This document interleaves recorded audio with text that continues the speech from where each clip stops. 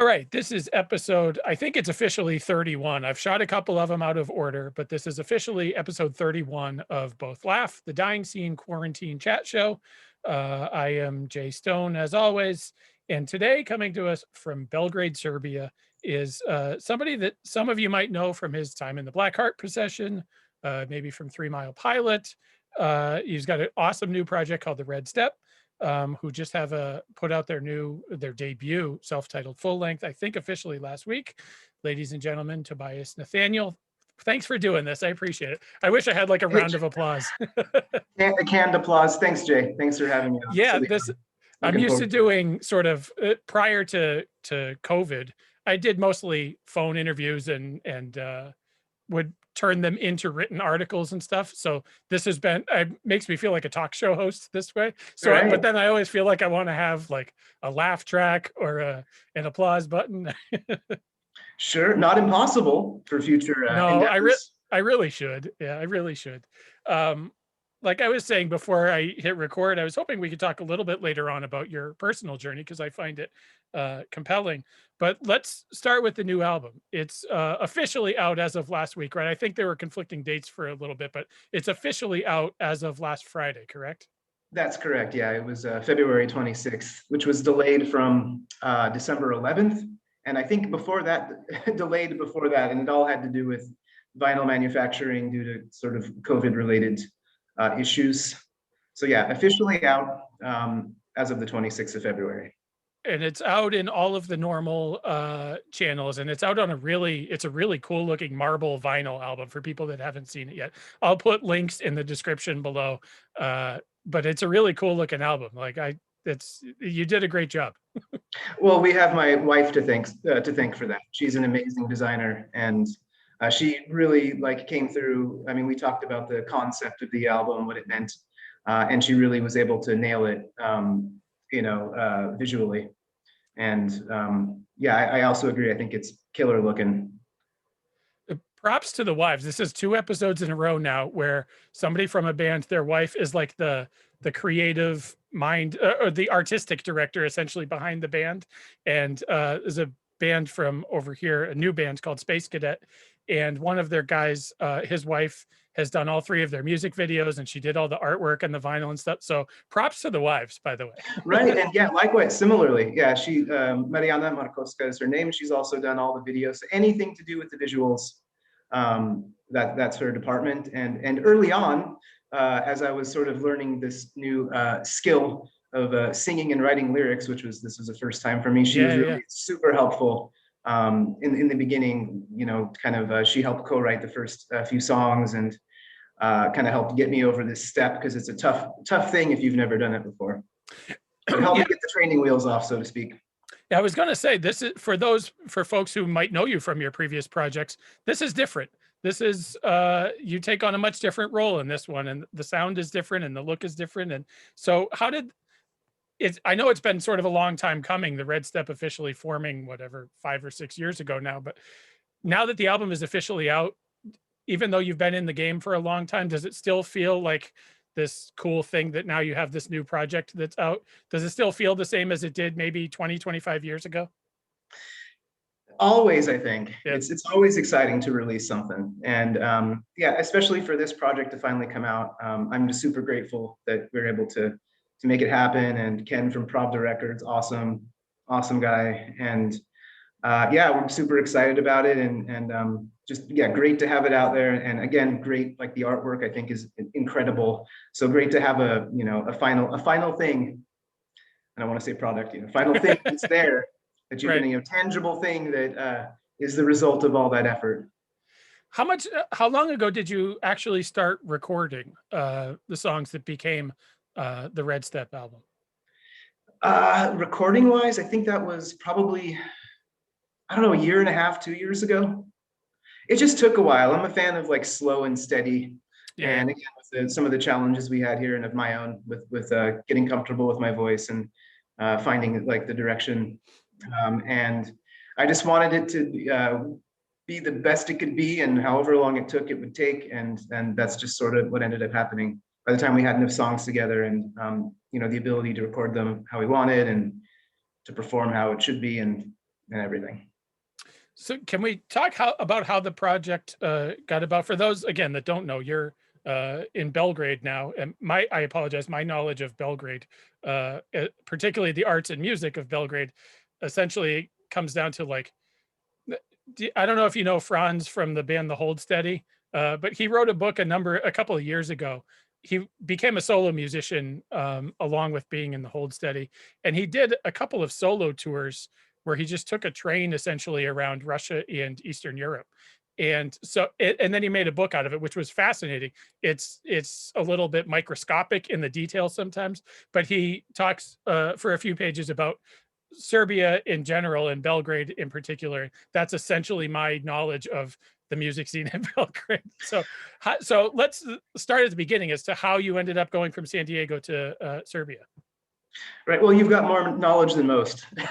So, yeah. So I mean, I've gone through all of these, sort of canned, pre-prepared, jokey stuff about vampires and and the Yugo car and brutalist architecture. But and though those things are here, the real reason is my wife is from here, and I came out here to visit and just ended up staying, and that's what brought me here.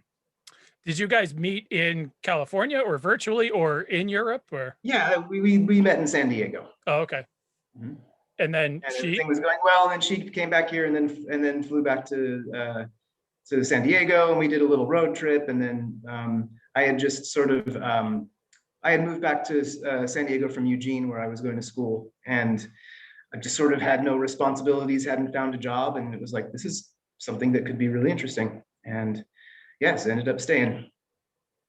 So did you really just go for a visit and then not leave? I mean, was it that sort of, that's insane. It was a weird journey. I lived in Portland, Oregon for 12 years. Moved to Eugene, got rid of a whole bunch of my stuff, like, material possessions.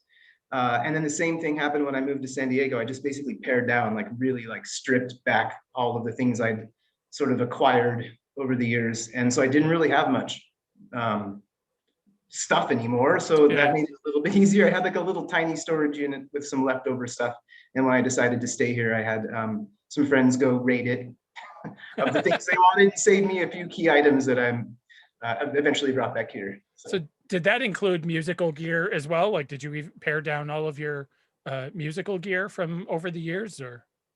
Yeah, with that stuff, I had basically like a home studio type of stuff, DAW, digital audio workstation with a bunch of stuff, and I just kind of gave that to my friends, or had certain things sold if they could sell it and split the money. I think Paul from Black Heart sold some handful of things that he was able on eBay. So yeah, literally I came here with, a backpack with a laptop and some tiny ass suitcase with some clothes. Yeah. Wow. Pretty liberating, actually, to kind of start fresh from. Was there a goal then to step away from music indefinitely by moving that far and by leaving all of your stuff, or essentially just to start over? Because that seems like a big thing to give up. Yeah, no, there was never any intention of giving up music. It was just time to remove some of the excess baggage of stuff and kind of start over. And of course, I had some. I have a very special guitar that was with my friend in San Diego that I eventually brought back here. And I don't know if you're curious about the story of that guitar. Oh yeah, absolutely. I love weird gear stuff. This is something I don't think I've talked about yet. Yeah. So I'm glad it came up. So when I was in high school, I had joined this jazz band. My school, Mission Bay High, was one of the last schools that had this music and art curriculum left. Even in the late 80s, early 90s, those things were just being cut relentlessly. Yeah. Right. And they were one of the few places left to have this jazz program. And so I ended up meeting I was doing metal guitar at the time, and I met some people, and they're like, you should join this jazz band. And in order to do that, you had to take theory classes, jazz theory, as well as your instrument. And at any rate, there was a good friend of mine, Chris Pogue, who was in the grade above me, kind of my mentor. I was his protege. And he also came from kind of a rock and metal background, but he had this hybrid guitar. It's an Ibanez AM300. They only made it for 1 year. Really? Like 88 or 89. It was like maybe 2 years. it's a semi-hollow one piece, very, very strange. Yeah, Really thin, prone to all kinds of damage. It's a very fragile thing. yeah. At any rate, he decided he was going to get into more serious jazz stuff. So he bought an ES 335. Yeah. And I was interested in this guitar because it's just a very strange guitar. And so basically he went to visit his family in Arizona over like the Christmas break. And he's like, look, just, borrow it, play it, make sure it's the thing, you want. And when I come back, we can figure out a price. So what ended up happening is that he died in a car accident in Arizona. Wow. And so this was when I was about 16 years old. I'll say it now, I'm 46, so Okay. a long time ago. Yeah. And I took it back to his mom's, and I'm like, look, this was Chris's, and like, you want it back? And she's like, just keep it. And that guitar, I've had it, it's been through some changing of hands, but only with people who also knew Chris, and that under the very strict sort of arrangement that if I ever need it back, to give it back to me. Yeah. So, and to this day I have it. It's an awesome guitar. I always go back to it, especially for recording. It just has a great, interesting sound, and also very special sentimentally. Yeah, the guitar is really interesting sounding on this album. That's one of the things I wanted to talk about. So it's interesting that that's where it came from. It came from half of that through like a Mesa Boogie Studio 22. Okay. I forget the cab, and then the other sound was more of a Fendery kind of deal with the Jaguars and like Mustangs and through more Fender things. So we kind of blended this. My hands are sort of a blend of those two sounds. It gives it the saturation through the Ibanez, and then also from the Fender a little more twang. And is everything standard tuned? Because what I assume is the Ibanez almost sounds baritone-y, either like it's tuned down quite a bit, or that it's a true baritone guitar, which I'm sensing it's not. No, it's a standard, and everything is standard tuning on that. Yeah, not even like half step down anything. It's just all straight normal E to E. Yeah. Would you play that guitar live, or is it too like? It's fragile? I took it on a lot of tours with Black Heart Procession, and it's been through a lot. And I think at this stage, it's just staying. There are other options that aren't don't mean so much to me and don't have that special sound. So it's just going to stay in kind of the safety land. Yeah, but maybe what you're talking about with some of the like the sounding baritone, it's the way I phrase chords. Okay. I tend not to use roots. I tend to put like the fifth on top. Okay. Or even third. I like these voicings that don't usually have on the guitar itself the root on like the low E. So it kind of blends with the bass better. So the bass guitar is kind of the root, and then it follows straight to the guitar with like the fifth or third. Yeah. Is that maybe from the jazz theory that you had to learn, or did that predate that? It's just a sound I like, and I actually learned a lot playing piano in Black Heart live, because there are things you can play quietly that sound really neat, but when you're, Black Heart isn't contrary to what most people think, it's not a quiet band. Yeah. Even the slow and darker songs, they have a power live. Right. And the problem is when you start adding too many notes or doing certain things with the left hand, because in a lot of the songs, piano left hand is the bass. Yeah. And you have to be really careful, like how you phrase those things, or it gets muddy and washy way too quick. So I think doing that for a long time kind of made me realize what's possible in a lower end, and how like the low end works into the different ranges. I think it's just a sound I ended up kind of digging. You started as a guitar player and then sort of took on keys and piano and things like that, correct? That's right. Yeah. Okay. Mm-hmm. I want to say that I heard that. I listened to the Mike Watt podcast every now and then, and he's just, I've had the good fortune of interviewing him once or twice. He's just a phenomenal brain. But I love the fact that, especially at the beginning, he kind of knew that you had a San Diego connection, and so he thought there was a San Diego connection, and then you told him you were in Belgrade, and it kind of blew his mind for a second. And then he went on this list of this whole spiel of all the people he knows in Serbia and the places he's played in Belgrade. I'm like, no, he's an amazing dude. Yeah. And he knew Koya from Disciplina Kichme, like amazing. Yeah, definitely super like knowledgeable guy. But yeah, I want to say that came up on that podcast, and so that's kind of where which do you prefer though? I mean, do you consider yourself a guitar player? I know through Blackheart you're sort of known as sitting down and playing the instruments, but which do you prefer? I prefer anything. Yeah, And making weird, music. yeah, the story. I mean, at this point now, I can kind of do everything. Yeah. So whether it's drums, bass, keyboards, piano, guitar, now vocals, etc. So to me, it's just whatever suits the song, whatever the idea is, and whatever makes it like. At this point, I'm having fun playing guitar and singing, and also it's more of the role than it is the actual just playing guitar. Sure. And to go back a little bit to your earlier question, yeah, I actually stopped playing guitar because I was overloaded with theory, like Oh, okay. too much fingers moving around, too much stuff, and I was just like, I want to sit down at something and not know what the hell I'm doing, and like use my ear and my heart. Yeah, yeah. So Is that how that you made the switch. is that how you initially learned guitar too? Sort of by yourself before getting into jazz theory and all that? Did you learn just by feel and by ear and by playing? Yeah, I started as I mean, I'm a metaler Yeah. at heart, so Yeah. I started with thrash metal and like the kind of technical aspects of that, learning that through whatever magazines, tablature, just by ear. So yeah. Mhm. That's a pretty complicated place to jump into playing guitar though. to Yeah, to thrash metal. Yeah, that's it ain't learning 3-chord country songs, you know what I mean? exactly.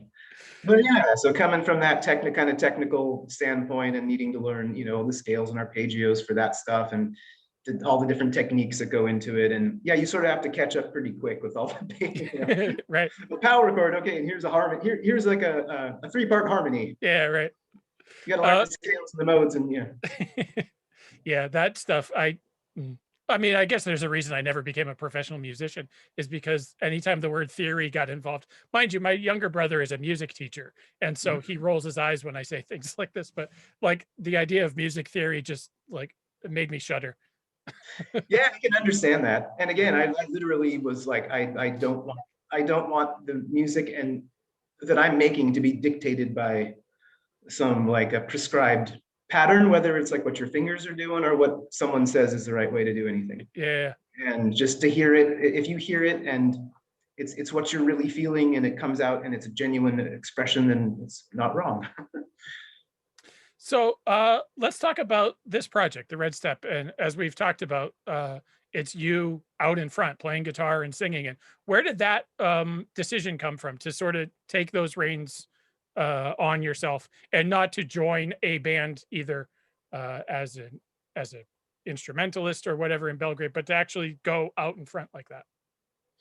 Yeah, so I in San Diego, I'd had this idea to make a new band when I moved back there with some friends and some older friends and some new people, try to make, check out some new projects, rekindle old projects. And one of those ideas I had was that I wanted to do some guitar and make something that was, again, with all of these, decades of Black Heart, it's emotionally challenging to do that music and do it right, because you're really like digging in and expressing things that are not like super easy and not always wanted. So a tour, it's like, okay, let me get in this horrible state, right? Play piano, right? So I wanted this thing that was a little more aggressive. It was, I kind of had this idea. So I had 3 or 4 kind of ideas. And when I came here through my wife, I met her brother who had played with Andre Williams, and he's a great drummer, and bassist Rudy and keyboardist Boris. They all played in the band from Serbia called Kazna Zaoshi, which means that's how you say that. Kazna Zaoshi. It literally means punishment for the ears. Awesome. Awesome. So, yeah. So we met and we just got together, and I'm not a big jammer. So I'm like, well, we can get together and play. I have these ideas already. Let's see how it goes. And that's how the band kind of started. And at some point we were looking for a singer, and I wanted a bit more international reach. And I didn't want to be instrumental. I wanted a singer.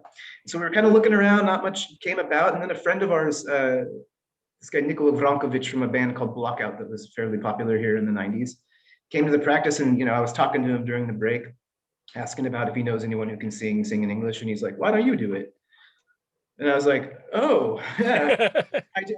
And this was great because I was always this, champion of like, don't box yourself in. Yeah. Don't have an identity, like that's like really limiting and confining. But I realized at that point I had done that to myself there in that area. So he's like, just at that practice, he's like, just go try to go sing. And I did.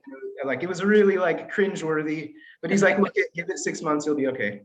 And I did, and it ended up working. And it took a long time for me to understand like what my voice is capable of, what I wanted to sound like, and what was real with it. And eventually it happened.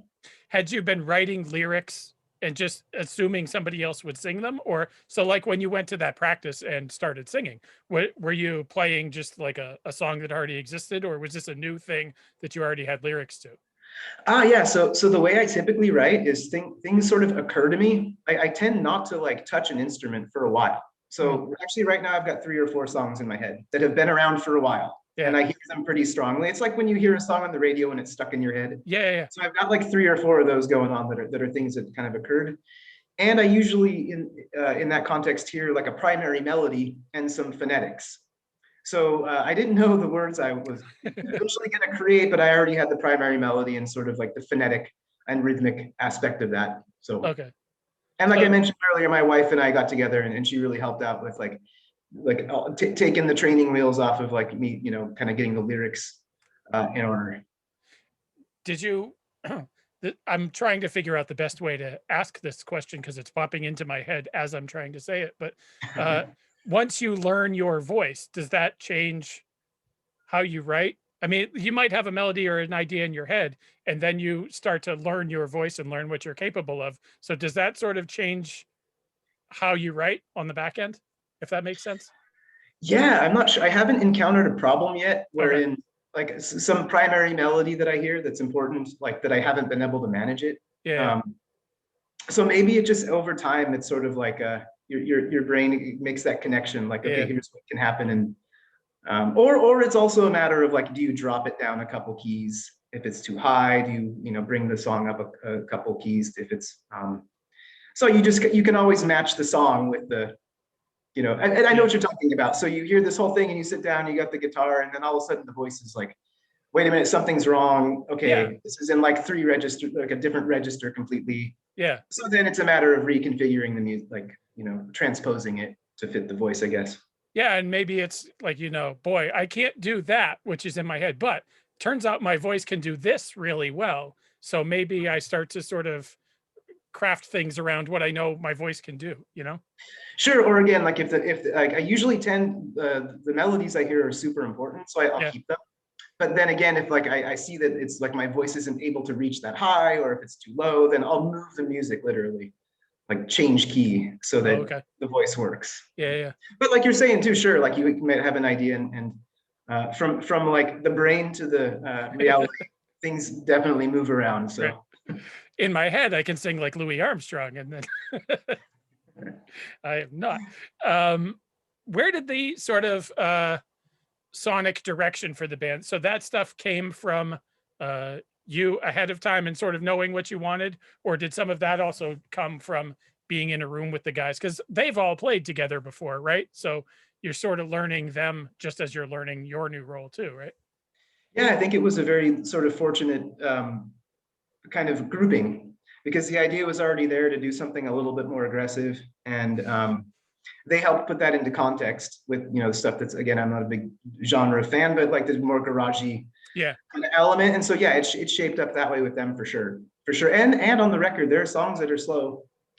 There are songs that are slow, but they're slow and plodding, and they build, like, I'm trying to think, maybe Temporary Loss, like the last half or something of Temporary Loss. It's slow in terms of tempo, but it's big, and it just keeps, I feel like it just pulverizes you sort of by the end of it. I think that's a great song. But cool, thanks. It's just kind of, it's slow, but it plods, and it just beats, and it builds, and it builds, and it builds. And it's, I don't know how to explain it stylistically because I don't have those adjectives, because sort of like you had, like, I don't know what the genre is or whatever. I just know that it's dark, and it's plotting, and it's awesome. And it just pulverizes you. Awesome. Thanks. Yeah, but I knew that song. Oh, go ahead. But not pulverizes you like in a thrash metal kind of way. Just like it sounds big and emotional and kind of at the end of it, you're like, ooh. Right. Yeah, there's an couple interesting points there. So yeah, the idea behind that song, at least from my side, in terms of like arrangement and song structure, was that that song could have very easily been like a 3.5 minute, like put it in this basic, structure and it's over. And I was like, yeah, fuck that. Like, Yeah. let's really take the whole like, let's make another chunk at that whole end that just destroys like the whole idea of that happening and turn it into like a discordant, like mess at the Yeah. end. Yeah. So, No, it works.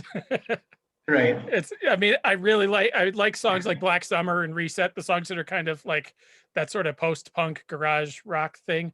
And stylistically, the end of Temporary Loss couldn't be any more different, but they seem to fit on that album. And so I like that it doesn't have a particular sound to it. You do both of them really well. Oh, thanks. Yeah, and oh yeah, I remembered the point from before. So another thing along with being genuine that I think is really important, I think it's like super huge disservice to yourself when you're doing something like art, to try to have a goal of what you want to do. I want to sound like Nick Cave. I want to sound like like then you're not being you. You're trying to be someone else, and I find that really important. Like things should come from a genuine place. You should really try to find your voice, and also a matter of taste. Like, so you mentioned the thrash metal thing. Well, for me, like anything close to thrash metal in the context of what this would have been totally tasteless. Yeah. So, right. So there's another component. Those two things are kind of my like bread and butter, like genuineness and taste. Pardon my I guess ignorance, I suppose, but the other folks in the band with you, are they English speakers as well? Were you communicating verbally or through music, or like how did that relationship work? Yeah, they all speak English to varying degrees of effectiveness. And then I began learning Serbian to some degree. I can speak some kind of Tarzan Serbian. So, but yeah, we communicated verbally for sure. Yeah. Which and then just playing too. I think a thing that some of us in the States forget is that a lot of places learn English. They learn their native language and they learn English, and a lot of times they learn a third language. My mother-in-law grew up in France and is from a Russian Orthodox family, so that she grew up speaking English and Russian and French, and so that's just kind of what happens in the rest of the world. Exactly. Yeah, there's not this privileged American. Yeah. Like, oh, okay. So yeah, people tend to learn multiple languages in order to communicate, for sure. But there is some exceptionalism. That's what I was. Yeah. Well, has that been interesting to watch over the last? Because how long have you been in Serbia now? 6 years, somewhere like around 5 plus. Yeah, a little over 5.5. Has that trend of American exceptionalism been interesting to watch from abroad the last 4 or 5 years?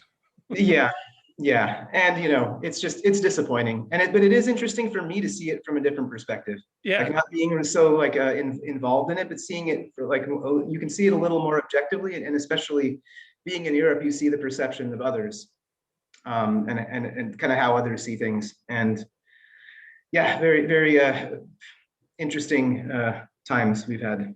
It's strange. It's really strange. I mean, COVID certainly hasn't helped. I don't know what the COVID situation is in Serbia with lockdowns. So actually, I guess that's a good question. What is the COVID situation in Serbia, and with lockdowns and not lockdowns and all of that? Yeah, real quick, how is it there at the moment? You're near Boston. I'm in Massachusetts, and our governor determined as of last Thursday that effective today, the state was essentially reopening. That like indoor dining would now be unlimited, that we could have concert venues and like stadium, like the Garden where the Celtics and the Bruins play could be at like up to 50% capacity. And then 3 weeks from now, it would be just open. We'd start phase 4, which seems mind-numbingly early. I think that it's really ill-advised. We in Massachusetts, we're sort of at the front of the first real wave of COVID. Oddly enough, there was a biotech conference in Cambridge that a lot of folks internationally and nationally came to. And that turned out to be a super spreader event. There were a couple of hundred cases that stemmed right at the beginning of March from that. And so we had it really bad first. It has certainly not been as bad since then. We've been through our waves, but for us to be opening now is mind-numbingly early, in my opinion. Yeah. I think that has something to do with the sort of fatigue. Yeah. Oh, And absolutely. Yep. people just, take it seriously at first, and then at some point they're like, well, screw it. Well, and not It's everybody took it unfortunate. seriously, Yeah. right? Because not everybody takes it seriously at first. That's why we've been doing it for a year now, like No, it's absurd. a full calendar year as of next week. And I don't understand the resistance to this simple idea of like wear a mask. Right. And the idea that people are like, it's my choice. It's like, well, you're not protecting yourself. You're protecting others from you spreading. Yeah, It's right. just this like unbelievably selfish, like individualistic, shitty attitude that Speaking of American exceptionalism. yeah. So at least, okay, interesting to hear the story of how it's going there. Yeah. Here we had in the beginning when everything had just started, I think Serbia has a little over 7 million people. And the worst it got, we actually had 3 waves. There was a wave in like March, April of last year. And I think that the worst it got was around 450 infections per day. And then it went kind of down. They had an incredibly strict lockdown. Yeah. Like crazy, like people over 65 and not allowed out at all, except for like this 1 hour period at like ungodly hour of like 5 a.m. to 6 a.m. Yeah. Everything shut from Friday. We had to be in by like 5 p.m. Everything shut from Friday 5 p.m. until Monday 7 a.m. Wow. So complete utter lockdown, like yeah. literally. And then during during the second wave, like things eventually went kind of back to normal. During the second wave, I think the people weren't having it. They're like, that's just not going to happen. And there was another sort of unrelated government a protest that was happening, but they wanted to reinstate these measures. And I think there were 10,000 people there. They would have had to arrest. It would have just been a mess. Yeah. Whatever the case, it didn't happen again. So we had this another wave in the summer, up to 450 again. Wow. And then 2 months ago, we had this gnarly tsunami third wave of like up to 8,000 infected a day. Yeah. Like, so I mean, like, think of this, it was just like completely unheard of, but it's gone back down. Now it's going back up again, and they're thinking of closing things. Yeah, we had a holiday here, the statehood day recently. People went on vacation, and now now the infections are going up. But we have the vaccines. All of my family and our band has been vaccinated. Oh, really? Mm-hmm. So they seem to be a little bit liberal about how they administer it. Because here, at least in Massachusetts, we obviously have the vaccines. I think only last week, people that were over 65, I think they lowered the age from 75 to 65 last week. So now anybody that's over 65 or that has 2 comorbidities, they can get vaccinated now. I've been lucky enough to get it. I work in healthcare. So I've been lucky enough to get it through my employer. But other than that, it's like websites crashing in order to get appointments. And if you're under 65 or in reasonably good health, you probably won't get it till May or June, I would assume. Right. Yeah, I heard about that there with the sort of scaling with like healthcare people, educators, and then the sort of age scale. We have the Chinese vaccine, we have the Russian one, and we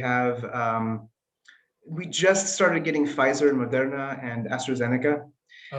What we did, my wife and I talked about, and actually, again, like the wife wins. Yeah, right. Let's just like, as they should. Yeah. Let's get it. Like, we need to get this thing. I don't care what it is. Anything's better than nothing. And so we, it was available to whoever. They actually sent an email to everybody and asking which version of the vaccine you would like or whatever. And so you just said whichever one, and then they send you a text when it was available. Wow.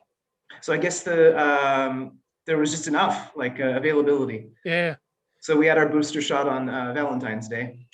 So the second shot, that's symbolic. Yeah, that's awesome.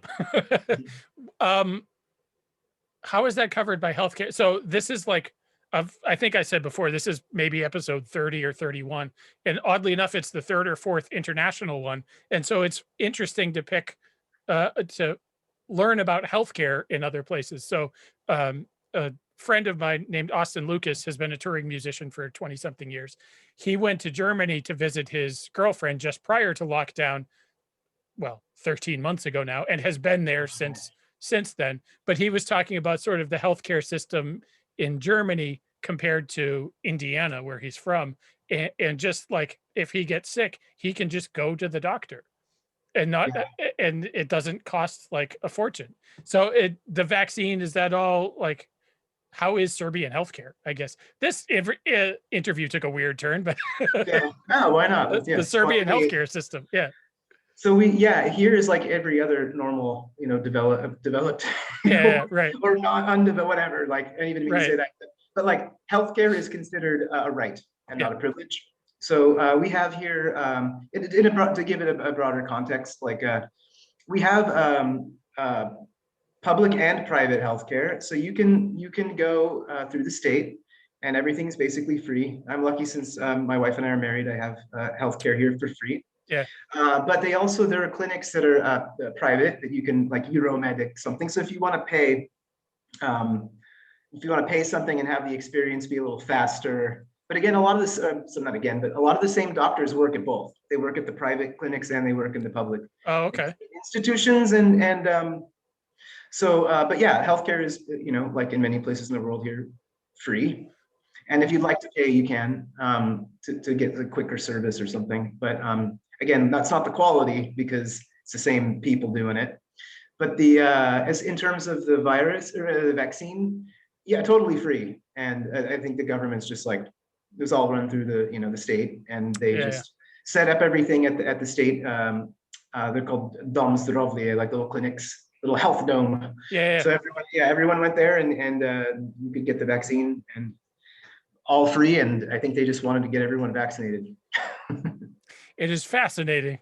What a crazy concept. Especially to know that in a liberal bastion like Massachusetts, right, that we're, even as progressive as we are still extraordinarily behind places like Serbia. Well, yeah, I mean, Serbia, as part of former Yugoslavia, that was a very progressive place, especially back in the 80s. Sure. So there's, of course, still some leftovers of that. They had their rough times after that. Yeah. But yeah, 60s, 70s, 80s was really progressive place. Sure. This whole region and all the, now separate countries that made up former Yugoslavia under Tito. Yeah.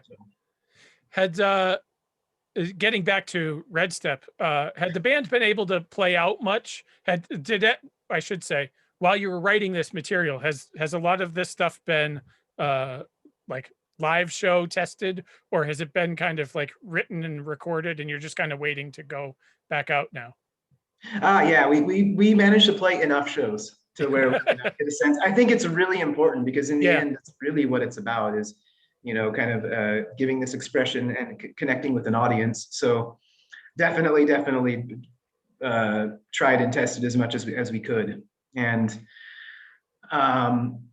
yeah, so it's actually a funny story is that we had planned to play a show, and it was in end of February. I can't remember exactly when this lockdown here started, but it was like end of, I guess, March, early March.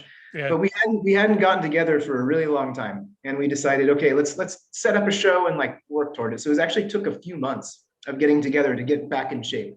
Yeah. And literally the night before we had just finished practice, packed our stuff, ready to go to the show tomorrow, we got a call that the show was canceled because of COVID. So canceled by the club or by the town? Yeah, by the venue. Yeah, by the venue, I guess, based on, I think at that point it was, I'm not sure if it was government, or it was the venues being responsible. Yeah. Because we went through a lot of that flux here about, is it the artist that's going to cancel, or the venue that's going to cancel, or the town that's going to say, no, you can't have a show? Yeah. And yeah, I can't remember exactly what happened. Yeah, what's the story there? Were people responsible, or? So the way that I was supposed to go to a show on Thursday, March 12th of last year. And the person that I was going to see had played in Brooklyn the night before. And so they had played that show, and they made it as far as a rest area on the Massachusetts Turnpike. So basically halfway between Brooklyn and Boston. And they called the show, the artist called the show after some discussion with this venue in Harvard Square. Um, it was sort of a mutual thing, but I think ultimately it was the artist who said, let's punt until September. I think most of those early like March shows were at first like punted till maybe September, and then the summer rolled around and it was, well, let's try again in January, and then January, and now everybody's like, we'll see you next year, basically. Yeah, yeah. Oh man, yeah, interesting. Yeah, crazy. Well, great that people are being responsible on their own. Some, yeah, if you go down south, Right. it was certainly not the case in places like Nashville and obviously Florida. That I mean, they're still at 6 or 7,000 cases a day in Florida, and they're open for business. So Yeah, yeah. it's mind-boggling to me. Yeah, agreed. And yeah, we've been especially careful. I just don't want any risks. Like you know, we have family, elderly, and um, my wife's in the like you know immunocompromised group, so we're not messing around at all. Yeah. And it just takes one person to screw the. This is Right. such an interesting situation. It's like a you know a sort of study of like you know like who cares about what, like self-interest Yeah, and right, like the interest of the society. It's right. very weird. And to be going through that here, at least during an election as hotly contested as the one we were, that sort of seemed to drive a wedge even more. Totally. But Yeah, because just like polarizing and making everything. have you been able to practice as a band since like getting vaccinated? I know it's only been a month or so, but have you been able to practice now and get back together? Or? We met day before yesterday for our sort of album release get together party, and you know listen to records and hung out. So yeah, we plan to start getting back together like really soon. So maybe even like next week, because now that everyone's vaccinated, um, we feel it's safe enough at this point. Yeah. Has there been talk over there about places opening up to allow shows and things like that? I know you said that there might be another lockdown coming, but bigger picture, does it seem like summer might happen? Or because I can tell you that there are a lot of people from here sort of planning on playing shows like mid to late summer uh, across the pond. So Yeah, perhaps. And I know that there's a festival in Macedonia called D-Fest that like a friend of ours puts together. And I saw that a band from here, a band called Repetitor, is playing it. And I believe that's in the summer. So I think there are plans for things to kind of be happening in the summer. But again, with this, it's so hard to tell because, you know, things mutate, you know, all of a sudden there's another surge or something happens and people, you know, and I mean, at least we've got the vaccine for, you know, at least beginning with where you are, and here like a lot of people are able to get it, so hopefully that plays some role, you know, factor. yeah, and it's also weird to, I mean, there are some genres of music, I guess, that it seems like it's okay to go to if you're socially distanced, because places have tried, like they've been doing shows at drive-in movie theaters or outdoors in fields, and you have like a little pod. There are some genres of music where that seems a little easier to pull off, but I feel like anything on the rock end of the spectrum, whatever you want to call that, that's not really the place to see a band like the Red Step is outside at a drive-in movie theater sitting like in a lawn chair in front of your car. Like it takes Sure. away from the experience, you know? It actually sounds kind of cool. It's a strange context in which to see. But yeah, Right. totally. I guess I mean, we're all just gonna have to take what we can get and Right. be responsible, and when the time is right and you know enough people are inoculated and it's the right time, then I'll get back to what we were doing. And yeah, so we'll see. I don't know. We're just gonna start practicing and getting together. Again, just basically because we're all vaccinated and we feel Yeah. like it's safe enough. And we'll just prepare for whatever ends up happening. So if, you know, live streams, like I hadn't really thought of it before, but those are still a possibility. So just getting back in shape to be able to, you know, deliver some decent show. Are you still writing? Has having time during quarantine or lockdown or whatever inspired you to keep writing? I know you mentioned you have some melodies and whatever in your head, but have you transposed those into actual demos or anything at this point? I haven't. So we'll see when we get. A couple of them I kind of put to guitar, so I know the chords. but yeah, we'll see. I think I really like getting together and just sort of like at the practice having this thing like basically half ready. Yeah. The primary melody and some of the chords and maybe some of the structure, and then seeing how everything gets filled in. Yeah. So, but there's a handful of ideas, 3, 4, 5 ideas. So there's like half a record. So perhaps, yeah, depending on. Thanks a lot for talking. I try not to take up too much of people's time in the interest of losing of people's short attention spans. But so the closer I get to the hour mark, I'm like, I want to make sure that like I'm not taking too much of your evening. But thanks for doing this. This has been a fun conversation for me. Likewise, yeah, this is super great. And I'm gonna have to look up that particular Ibanez because I'd never heard of it before. So yeah, they're strange. AM 300. AM 300. And I think it was 88. Only one. It didn't become something else, or what? They just made it for 1 year and that was it.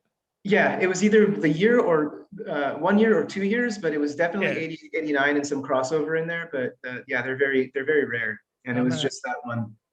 Either that year and the next year, or some combination of in between. Yeah.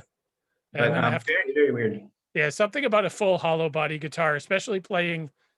Oh, semi-hollow. Semi-hollow. Well, yeah, sorry. Something about playing a semi-hollow, even still, the way that the guitar itself resonates. I know they're like the 335s and whatever are jazz guitars. I love them, but something about playing darker music or rock music on them that it is more difficult to pull off with a Les Paul or with a Telecaster, again, which are both guitars that I love, but something about the hollow piece and the way that it resonates. Yeah, it's cool. No, it's very cool. This is a guitar edition. Ibanez AM 300 edition. But yeah, I actually use that. I had a metal band for a while with Red Fang, the band. Oh yeah.